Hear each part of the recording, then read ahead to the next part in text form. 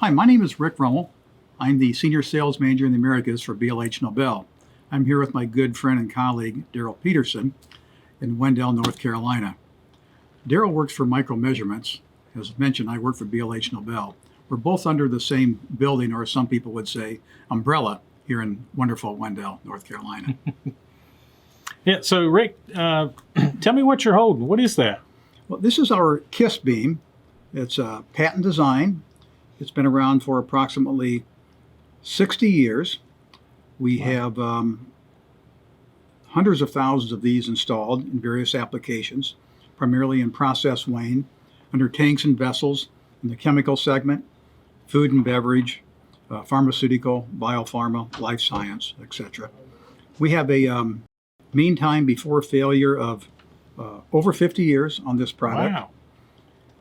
So let me stop you there. Sure. So a customer could buy this product and they could expect a 50-year life out of this load cell.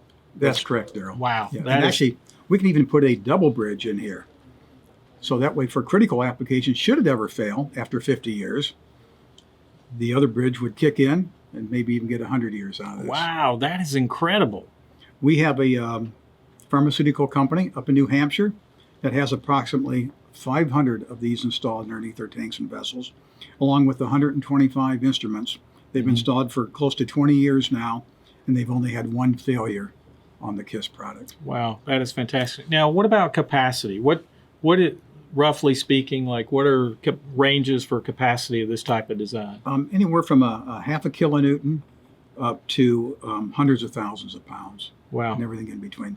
Comes in stainless steel or zinc chromate.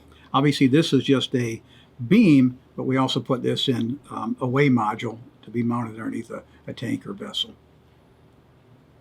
Wow, that is fantastic. You know, that from the strain gauge perspective, when you talk about a lifespan of 50 years, what that really means is that BLH is doing a lot of the right types of techniques to install the gauge, to bond them, to clean them, to attach leads to it, because otherwise you wouldn't get that type of longevity out of a strain gauge installation. So there's a lot of details in the process that you have to watch, and obviously getting that type of lifespan out of one of these transducers is phenomenal.